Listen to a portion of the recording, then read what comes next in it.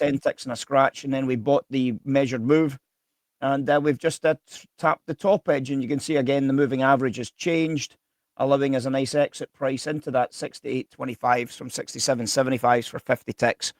And that's a 50 tick profit following on from a very nice $600 final swing drop there, but we did close it out here, unfortunately, and that was just a little bit. That was just a little bit unfortunate.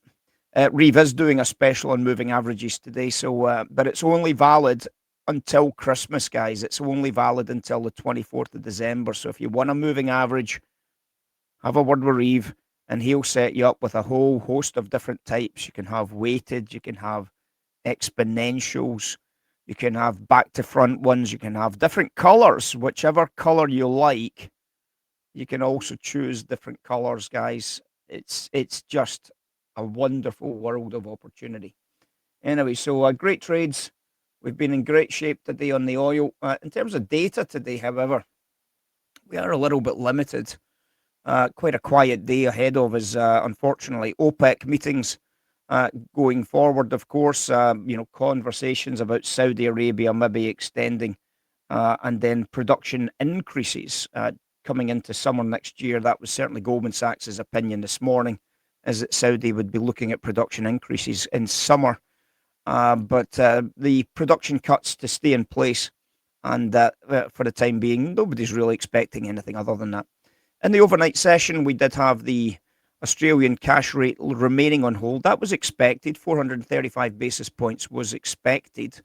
And, we've known that this is one of the few central banks that have been on hold recently, and we don't expect them to be moving anytime soon. And the usual data-dependent narrative is, of course, very much the theme for most central bankers. And you can see from this little screenshot from a few days ago, you'll see that the RBA was expected to stay on hold with a 90% confidence level at 435 basis points. And correctly, remember, this isn't based on a percentage of this isn't based on a percentage of economists.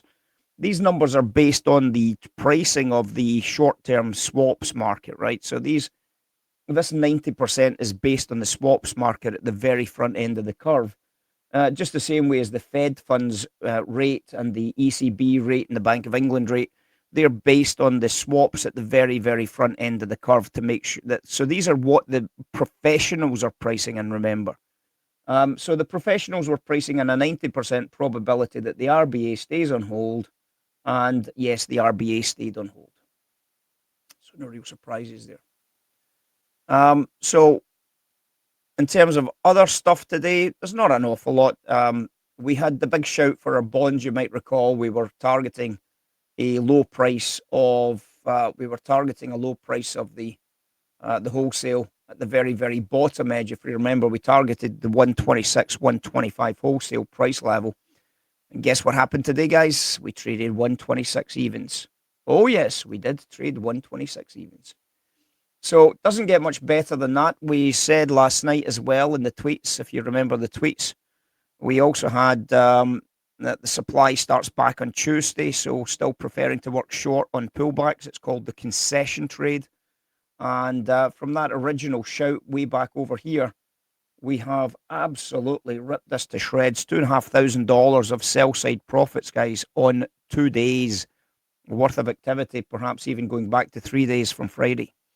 So it's been sell side only for me. You can see it was a sell side trade over here on Friday at London Open, sell side in the US session, sell side here at the London Open, sell side here at the London Open, and we finally reached our destination of 126 evens, a price that we gave out live in this room quite some time ago, a few days ago, when we told you 126 evens was going to be our target, possibly even as low as 125 evens. And we have traded 126. You can't get much more accurate than that. Absolutely superb, absolutely unbelievable. And more than $1,000 this morning, $1,250 this morning on its own. That is a brilliant outcome. Our Euro Swiss trade from the interventions did okay yesterday. We ended up with a fairly decent little sweep lower.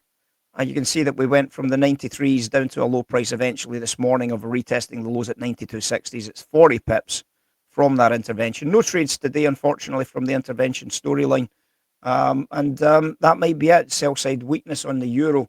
And you remember that yesterday we had a $250 million showing up on the block trades alert. $250 million short euro play, and that short euro play has stayed very much in focus this morning. It's reminded you to stay with the deal if you can stay with the deal. You might recall this screenshot from yesterday where we talked about this very large $1 billion spread, sell side spread here. Well, when the carry went offered again this morning here, I think it was a very, very easy play to just say, well, get me some shorts again off that 65 London Open. And we just traded down at the low price there of 25s, which is the prior swing low from the previous day. And another 40 pips of sell side lovely profits. Sell side lovely profits there on the euro dollar shorts. Elsewhere, interestingly enough, buy side equities on pullbacks. We've had pound yen going bid. We've had Aussie yen going bid. We had a little chat about this morning, the diverging storyline on the volatility at the bottom edge as well. We had a chat about momentum trading this morning using Max. It was highlighted by Sammy and Reeve talking about how they prefer to use the momentum side of it as well to get into the higher probability plays. And, obviously we touched on the reason why that was a trade, something we did cover in Classroom, but it seems that perhaps it wasn't 100% clear. So we'll try it again next time round, and we'll give it another shot at the diverging storylines for momentum purposes, not faith purposes, in this afternoon's Classroom, that's for sure. But anyway, we got long into equities. It's had a very, very nice upside journey. We were long from the get-go at 450s. It's just traded 530, so we've made a very, very substantial $1,600 profit on long equity so far this morning. Nothing wrong with that.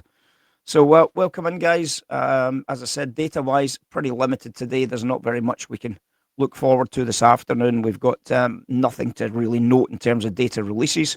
So basically, OPEC, any outputs from OPEC might be something to play with. But other than that, we're really just going to have to focus on Wednesday.